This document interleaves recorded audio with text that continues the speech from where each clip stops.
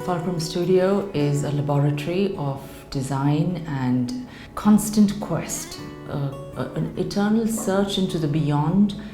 The philosophy of the firm is to create designs that intoxicate, and not just the viewer, but in the studio, the atmosphere is that of constant movement inward into oneself to find spaces and moments that are yet to emerge. So the act of creation is extremely special.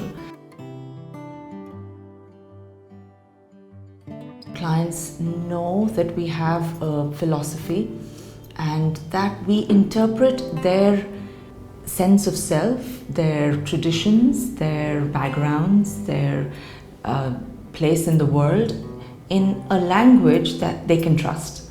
So apart from the requirement of the number of people and the basic lifestyle, the rest is a poetry that we write to not just create a beautiful design, but to create behavioral patterns and a way of life that they can't predict. This is on the 16th floor. So it's already positioned in a way that what we do is invite the views, which are from this area, very green, the city from here. But the most important aspect of this entire agenda was what happens overhead, in the sky. So the idea to slice open vignettes of the roof itself, because it was the highest floor, and that was the advantage of making you feel like as if at any given time you were in communion with the heavens.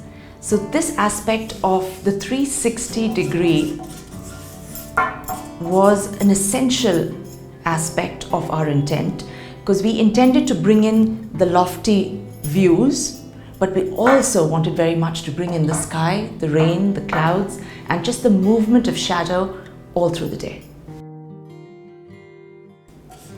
These two were given ducts, air shafts that we had to work with. This is the more public aspect of the space, and visually, I think when you asked about requirement, the one thing that there was complete clarity on from the client is that the mandir had to be in the center of the home, which brought up a very interesting question, which is it no longer can be a puja room, so to speak, but it had to be a sculpture. So therein came upon the idea of creating a breathtaking visual right upon entry, a form that is rooted in the Indian context of spirituality, but renewed in a way that it felt contemporary and in the here and now. And that is the form of the lotus, which one perceives with adequate depth right from the entry. So the idea is to take your breath away when you look at that pristine white with an inner core of gold within which the murtis are kept.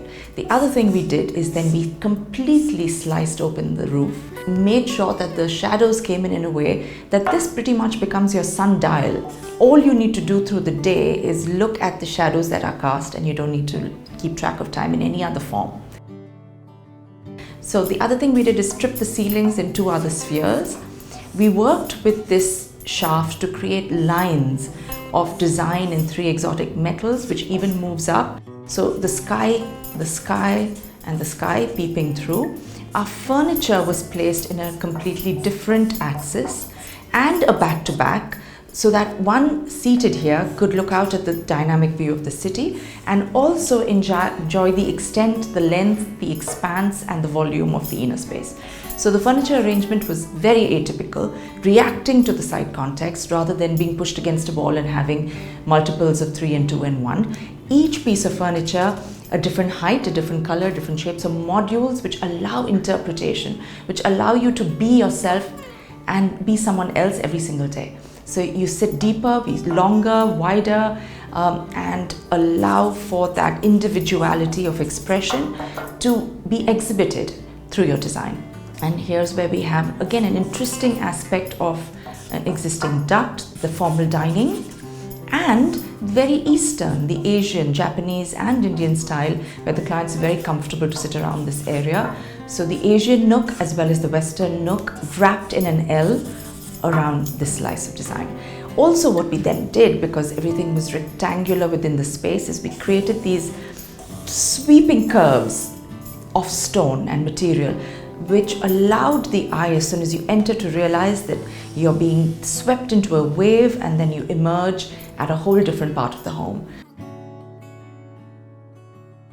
So the connections with flooring, with the lines, and the constant contradiction of geometry between the organic and the very structured.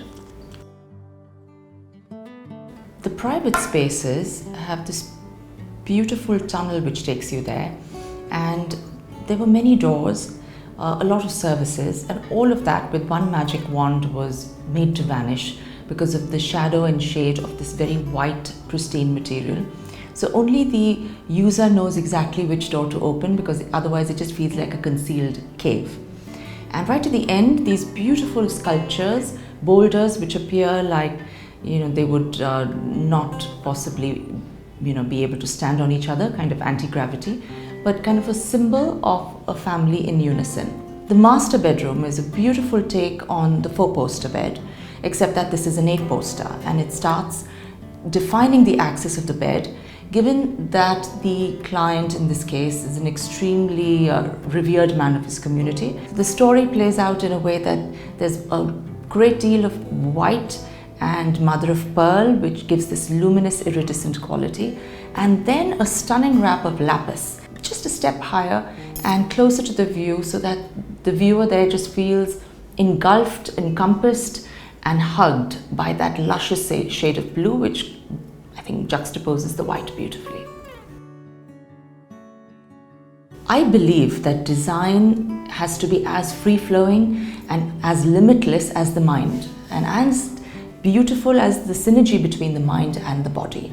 So we do create spaces which are spiritual, in the sense that there is as much privacy as one requires. At the same time, there's that sense of boundless freedom and a sense of complete, I think, levitation. You feel alive, you feel energized, and you feel happy to be alive.